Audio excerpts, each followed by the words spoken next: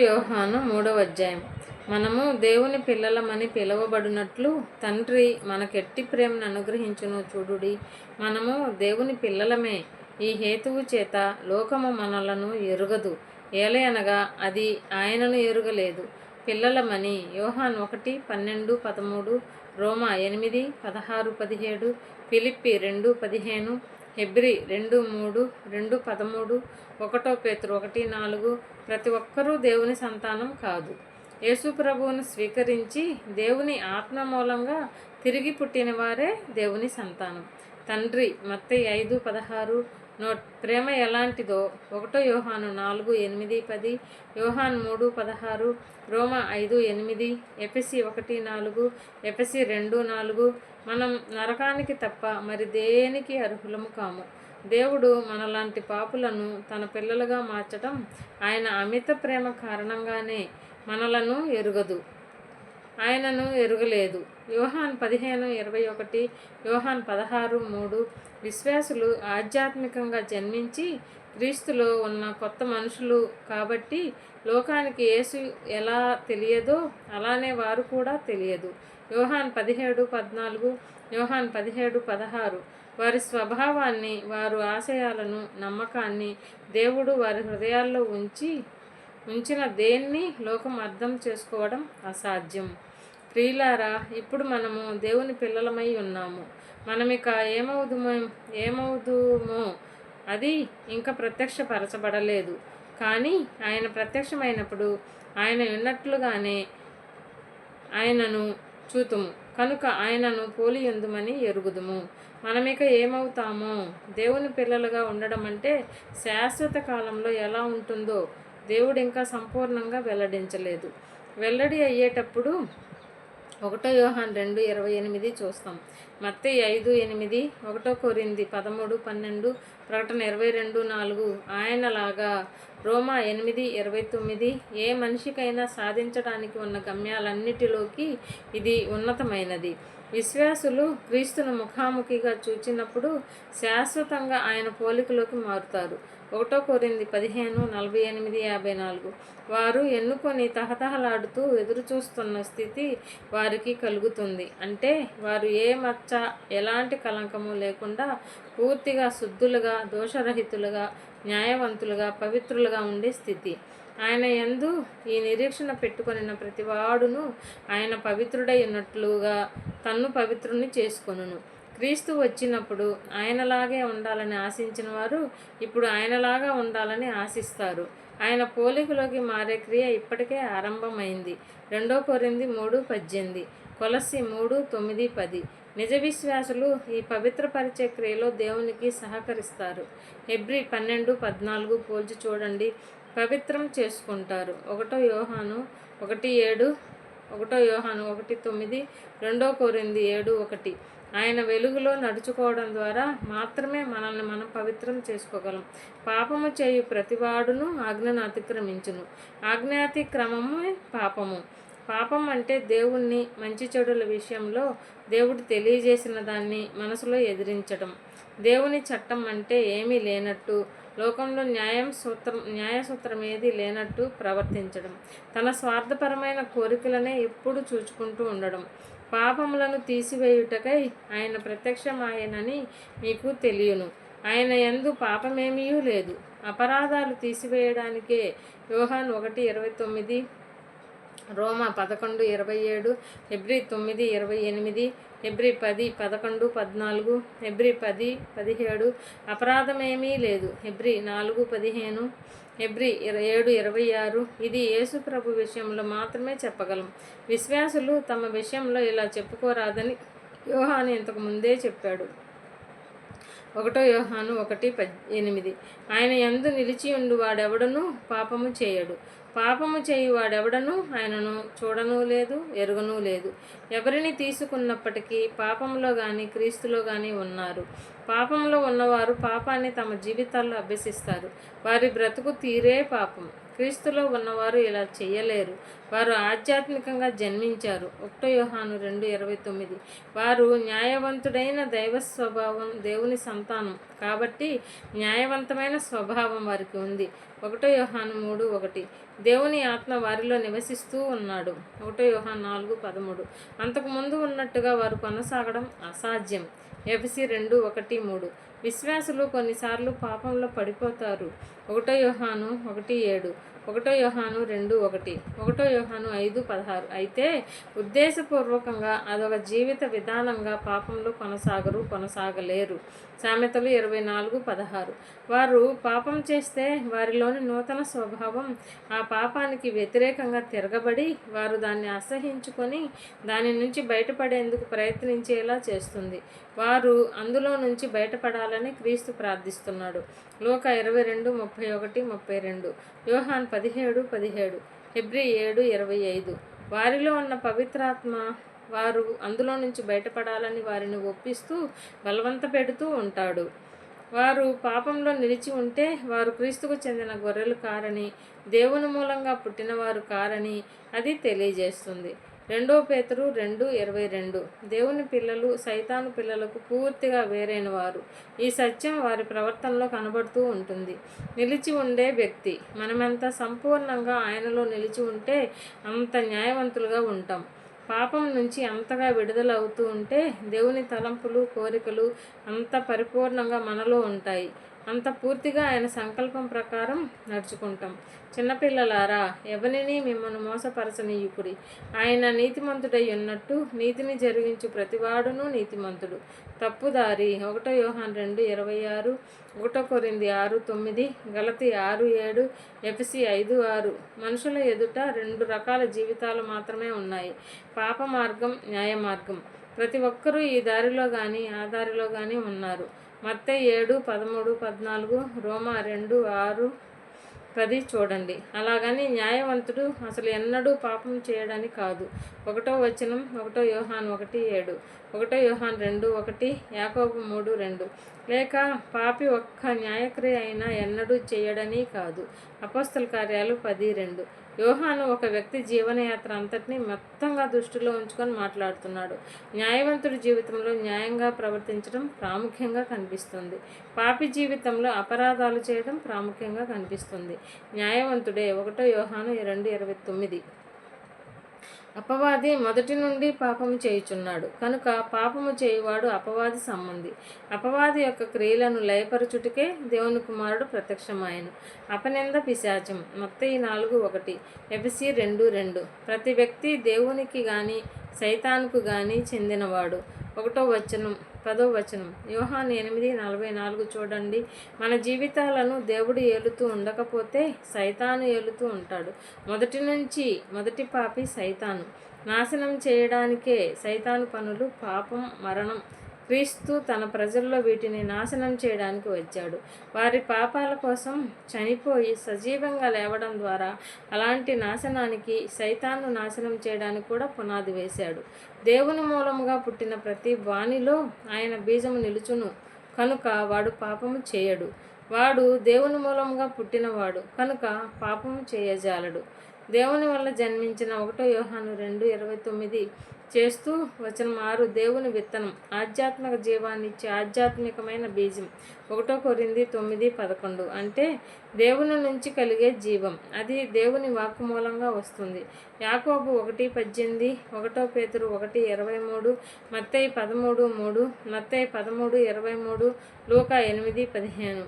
లేదా విశ్వాసుల హృదయాల్లో మొలకెత్తే కొత్త ఆధ్యాత్మిక జీవం, కొత్త స్వభావాన్ని కలిగించిన దేవుని వాక్కు అనే విత్తనం అని అర్థం చేసుకోవచ్చు. నిలిచి ఉంటుంది. తమలోని దేవుని విత్తనం ఎండిపోతుందని, సైతాను దాన్ని ఎత్తుకుపోతాడని విశ్వాసులు భయపడనవసరం లేదు. అది అక్కడే ఉంటుంది. దేవుడు మొదలుపెట్టిన పనిని ఆయనే కొనసాగిస్తూ ఉంటాడు. ఫిలిప్పీ 1:6, ఫిలిప్పీ 2:13. అపరాధం చేస్తూ ఉండలేడు. పాపంలో కొనసాగడం విశ్వాసి దేవుని నుంచి పొందిన కొత్త స్వభావానికి విరుద్ధం. ఈ కొత్త స్వభావానికి పాపం చేయడం సాధ్యం కాదు. ఎఫెసీ 4:24. ఈ కొత్త స్వభావం పాపానికి, విశ్వాసుల్లోని భ్రష్ట స్వభావానికి వ్యతిరేకంగా దేవుని ఆత్మ జరిపే పోరాటంలో ఆయనకు సహకరిస్తుంది. గలతీ 5:17-18, గలతీ 5:24. దీనిని బట్టి దేవుని పిల్లలెవరో అపవాది పిల్లలెవరో తేటపడును. నీతిని జరిగించని ప్రతివాడును తన సహోదరుని ప్రేమింపని ప్రతివాడును దేవుని సంబంధులు కారు. ప్రతి వ్యక్తి దేవుని సంతానమన్నా అయి ఉంటాడు, లేదా సైతాను సంతానమన్నా అయి ఉంటాడు అని యోహాన్ చెప్తున్నాడు. యోహాన్ 8:44, మత్తయి 13:38. ఆ వ్యక్తి చేసే పనులు, చెయ్యని పనులు చూస్తే అతడెవరి సంతానమో తెలుసుకోవచ్చు. మత్తయి 7:15-20. న్యాయంగా ప్రవర్తించడం అంటే బైబిల్ ఉపదేశం ప్రకారం ప్రవర్తించడమే కానీ మంచిది అని మనుషులు భావించేదాన్ని చేయడం కాదు. యోహాన్ 16:2 పోల్చి చూడండి. న్యాయంగా ప్రవర్తించని వారు అన్యాయంగా ప్రవర్తిస్తున్నారన్నమాట. ఇది వారు గ్రహించకపోవచ్చు. న్యాయంగా ప్రవర్తించడం అభ్యసించకపోతే వారు సైతాను పిల్లలు, దేవుని పిల్లలు కారు. సోదరుడు అనే పదానికి ఒకటి కంటే ఎక్కువ అర్థాలున్నాయి. సాటి విశ్వాసి లేదా తోడబుట్టినవాడు కావచ్చు. 12వ వచనంలో లాగా తన సోదరుణ్ణి ప్రేమతో యేసు ఆజ్ఞాపించిన న్యాయక్రియలు ఇదొకటి. మనం ఒకరినొకడు ప్రేమింపవలెనను అనున్నది మొదటి నుండి మీరు వినిన వర్తమానమే కదా. యోహాన్ 13:34, యోహాన్ 15:12, యోహాన్ 15:17. మనము కయీను వంటి వారమై ఉండరాదు. వాడు దుష్టుని సంబంధి అయి తన సహోదరుని చంపెను. వాడతనిని ఎందుకు చంపెను? తన క్రియలు చెడ్డవియు తన సహోదరుని క్రియలు నీతిగలవి అయి ఉండెను కనుకనే కదా. కయీను ఆదికాండం 4:1-8, హెబ్రీ 11:4, యోధ 1:11. కయీను దుర్మార్గుడికి చెందినవాడు అంటే సైతానుకు చెందినవాడు. వచనం 10. హేబేలు దేవుడు చెప్పినట్టు చేసిన దేవుని సంతానం. సహోదరులారా, లోకము మిమ్మల్ని ద్వేషించిన ఎడల ఆశ్చర్యపడుకుడి. యోహాన్ 15:18-21. దేవుని ప్రజలను ద్వేషించే లోకులకు కయీను ఒక ఉదాహరణ. మనము సహోదరులను ప్రేమించుచున్నాము కనుక మరణములో నుండి జీవములోనికి దాటి ఉన్నామని ఎరుగుదుము. ప్రేమ లేనివాడు మరణమందు నిలిచి ఉన్నాడు. మరణంలో నుంచి యోహాన్ 15:24. దీన్ని అనుభవించిన వారిలో కనిపించే గొప్ప రుజువు ఏమిటి? సాటి విశ్వాసుల పట్ల ప్రేమ. 19వ వచనం 1 యోహాన్ 2:3 పోల్చి చూడండి. మరణం అంటే ఆత్మ సంబంధమైన మరణం. ఎఫెసీ 2:1. ప్రేమ లేకపోవడం ఈ స్థితికి గొప్ప రుజువు. ప్రేమమూర్తి అయిన దేవుడు విశ్వాసులందరి హృదయాల్లో ఉంటాడు. వారు ప్రేమించగలిగేలా చేస్తాడు. తన సహోదరుని ద్వేషించువాడు నరహంతకుడు.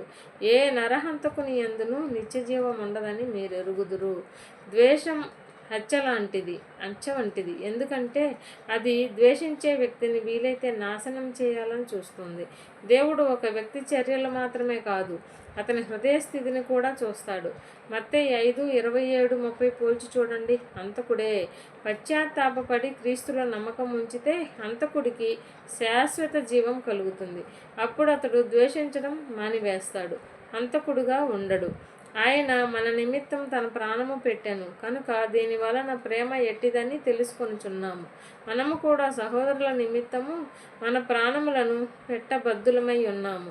తెలుసు ప్రేమ ఏమిటో మన మనోభావాల ద్వారా తెలుసుకోలేమా? అయితే ఈ విషయంలో కేవలం మనోభావాల మీదే ఆధారపడితే కుదరదు. కాబట్టి ప్రేమే అవతారం దాల్చిన వ్యక్తిని యోహాను మనకు చూపుతూ ప్రేమ ఆయన చేత ఏమి చేయించిందో చూపించడం ద్వారా ప్రేమంటే ఏమిటో తెలియజేస్తున్నాడు. రోమా 5:8, గలతీ 2:20, యోహాన్ 3:16, యోహాన్ 10:11, యోహాన్ 10:15. విశ్వాసులు తమ సాటి విశ్వాసుల కోసం మరణించేందుకైనా సిద్ధంగా ఉండాలన్నదే దేవుని ప్రేమ మన ముందు ఉంచిన ఆదర్శం, పాఠం. ఈ లోకపు జీవనోపాధి గలవాడయుండి తన సహోదరునికి లేమి కలుగుట చూచియు అతని ఎడల ఎంతమాత్రమును కనికరము చూపని వాని యందు దేవుని ప్రేమ ఏలాగు నిలుచును? యాకోబు 2:14-17 పోల్చి చూడండి. క్రియలు లేకపోతే నమ్మకం ప్రాణం లేనిదే. ప్రేమ విషయంలో కూడా ఇలాగ చెప్పవచ్చు. మంచి పనులు చేయని ప్రేమ ప్రేమే కాదు. ఇతరులకు సహాయం చేయని ప్రేమ నామమాత్రమే. అది ప్రేమ కాదు, మోసం, నిరుపయోగమైనది. క్రీస్తు ప్రజలందరికీ తీర్పు తీర్చేందుకు వచ్చినప్పుడు వారు ఏమి చేశారు, ఏమీ చేయలేదు అనే దానిపై ఆధారపడి తీర్పు చేస్తాడు. కానీ ఎంత మంచి మాటలు వారు మాట్లాడారు అన్న దానిపై కాదు. మత్తయి 25:31-46 చూడండి. ఇక్కడ యోహాను మాట్లాడుతున్న సందర్భాన్ని బట్టి 41 వచనం 46 వచనం చాలా అర్థవంతమైనవి. నిజమైన ప్రేమ ఉన్నవారు తనకేదో లాభం కలగాలన్న ఉద్దేశంతో ఇతరులకు సహాయం చేయరు. అలాంటి సహాయం కేవలం ముసుగు తొడుక్కున్న స్వార్థం మాత్రమే. అవసరతలో ఉన్న వారికి సహాయం అవసరం కాబట్టి చేస్తారంతే. ఇవ్వడం గురించి నోట్స్ రిఫరెన్సులు 2 కొరింథీ 9:15. చిన్నపిల్లలారా, మాటతోనూ నాలుకతోనూ కాక క్రియతోనూ సత్యముతోనూ ప్రేమింతుము. ఇందువలన మనము సత్య సంబంధులమని ఎరుగుదుము. దేవుడు మన హృదయం కంటే అధికుడై సమస్తమును ఎరిగి ఉన్నాడు. కనుక మన హృదయము ఏ ఏ విషయములలో మన యందు దోషారోపణ చేయునో ఆయా విషయములలో ఆయన ఎదుట మన హృదయములను సమ్మతిపరుచుకుందుము. మన సాటి విశ్వాసులకు సహాయం చేయడం ద్వారా మన ప్రేమను రుజువు చేసుకున్నాం కనుక మనం వారిని ప్రేమిస్తున్నాం అని మనకు తెలిసి ఉంటే మనం దేవుని సత్యంతో సరైన సంబంధం కలిగి ఉన్నామని ఎరిగి ఉండగలం. అప్పుడు దేవుని సన్నిధిలో మనకు నెమ్మది ఉంటుంది. కొందరు క్రైస్తవులకు పాప విముక్తి రక్షణ తమకు ఉందన్న నిశ్చయిత లేకపోవడానికి ఒక కారణం బహుశా ఇదే అయి ఉండవచ్చు. వారు తమ ప్రేమను క్రియల్లో ఇతరులకు సహాయం చేయడంలో నిరూపించుకోలేదు. ప్రియులారా, మన హృదయము మన యందు దోషారోపణ చేయని ఎడల దేవుని ఎదుట ధైర్యము గలవారవుదుము. నిందమోపుతూ కొన్నిసార్లు విశ్వాసుల హృదయాలే వారిపై నిందమోపుతాయి. అందుకు కారణం బహుశా వారు పాపం చేసి ఉండవచ్చు. 1 యోహాను 1:9, 1 యోహాను 2:1. లేక తమ ప్రేమ ఎంత స్వల్పంగా ఉందో, తమ జీవితాల్లో ఆధ్యాత్మిక ఫలం ఎంత తక్కువగా ఉందో వారు గుర్తు చేసుకొని ఉండవచ్చు. లేక తాము చేయవలసిన దాన్ని చేయకపోయామని వారికి అనిపించి ఉండవచ్చు. కానీ మనలో ప్రేమ ఉండి దాన్ని క్రియల్లో చూపిస్తూ ఉంటే దేవుని సన్నిధిలో మనకు నెమ్మది దొరుకుతుంది. ఆయనకు తెలుసు, ఆయన గొప్పవాడు. మన బలహీనతలు, తప్పులు, పాపం అంతా ఆయనకు తెలుసు. అయినా మనల్ని తన ప్రియమైన పిల్లలుగా స్వీకరిస్తున్నాడు. కీర్తనలు 103:8-14 పోల్చి చూడండి. మరియు మనం ఆయన ఆజ్ఞలను గైకొనుచు ఆయన దృష్టికి ఇష్టమైనవి చేయుచున్నాము కనుక మనమేమి అడిగినను అది ఆయన వలన మనకు దొరుకును. నింద మోపకపోతే, మనలో ప్రేమ మంచి పనులు నిండి ఉంటే, పాపంపై మనకు విజయం ఉంటే మన అంతర్వాణి మనపై నింద మోపదు. ధైర్యం ఇది స్వనీతికి చెందిన నిబ్బరం కాదు, దేవుడు మనలో ఉండి పని చేయిస్తున్నాడన్న నిబ్బరం. ఆయన ఆజ్ఞ ఏదనగా ఆయన కుమారుడైన యేసుక్రీస్తు నామమును నమ్ముకొని ఆయన మనకు ఆజ్ఞ ఇచ్చిన ప్రకారముగా ఒకరినొకడు ప్రేమింపవలెను అనున్నదియే. యోహాన్ 14:13-15, యోహాన్ 15:7. ఆయనకిష్టమైన వాటిని దేవునికి మనం లోబడకుండా ఆయనకిష్టమైనవి చేసే ప్రయత్నం చేయకుండా ఉంటే ఆయన మన ప్రార్థనలకు జవాబు ఇయ్యాలని చూసే హక్కు మనకు లేదు. మన అవిధేయతలకు స్వార్థానికి బదులుగా మన ప్రార్థనలు విని దీవెనలను ప్రతిఫలంగా ఇవ్వడు. దేవుణ్ణి సంతోషపెట్టేవి నమ్మకం, ప్రేమ లేక ప్రేమ ద్వారా వెల్లడయ్యే నమ్మకం. గలతీ 5:6, హెబ్రీ 11:6. ఆయన ఆజ్ఞలను గైకొనువాడు ఆయన యందు నిలిచి ఉండును, ఆయన వాని యందు నిలిచి ఉండును. ఆయన మన యందు నిలిచి ఉన్నాడని పేరు. యోహాన్ 1:12. ఆయన మనకు అనుగ్రహించిన ఆత్మ మూలముగా తెలుసుకొంచున్నాము. యోహాన్ 14:20-23, యోహాన్ 17:21-23. మనకిచ్చిన 1 కొరింథీ 6:19, గలతీ 4:6, ఎఫెసీ 1:13-14. ఆత్మ ద్వారా అంటే దేవుని పవిత్ర ఆత్మ. యోహాన్ 14:16-17. విశ్వాసులు దేవుని పిల్లలనే జ్ఞానాన్ని ఆత్మ వారికి ఇస్తాడు. రోమా 8:15-16. తెలుసు వచనం 14-19. 1 యోహాన్ 2:5, 1 యోహాన్ 4:13.